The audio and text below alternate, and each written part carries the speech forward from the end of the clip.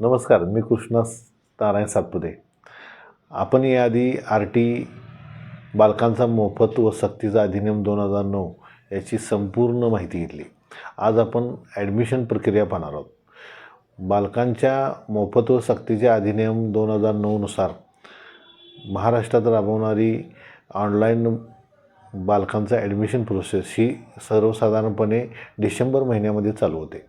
ह्या अनुषंगानं स्थानिक प्राधिकरण स्थानिकच्या न्यूजपेपरला ही बातमी दिली जाते. ह्या बातमीनुसार आपल्याला महाराष्ट्र student.in ह्या किंवा RT25% असे लॉग इन केल्यास आपल्याला या वेबसाईटवर डायरेक्ट पेजवर आपण जातो.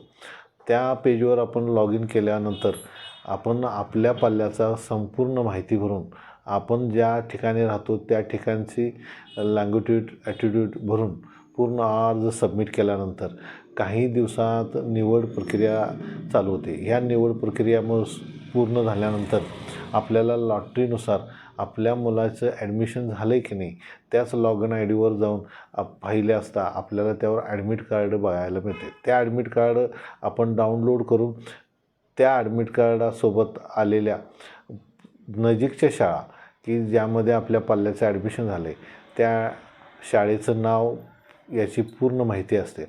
त्या अर्जासोबत ॲडमिट कार्डसोबत आपल्याला कोणती कागदपत्रं जोडायची असतात ते त्या ॲडमिट कार्डवरून संपूर्ण माहिती दिलेली असते.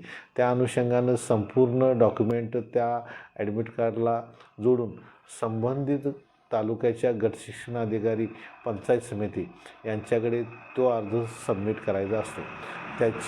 त्या अर्जाची संपूर्ण तपासणी होऊन कागद व्हेरिफिकेशन झाल्यानंतर तो अर्ज गटशिक्षणाधिकारी आपल्या जवळ ठेवून घेऊन ते ॲडमिशन पक्के करतो.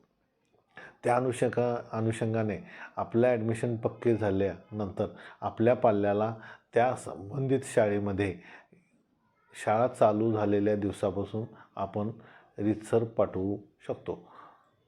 ही झाली ॲडमिशन प्रक्रिया पूर्ण. जय हिंद, जय महाराष्ट्र.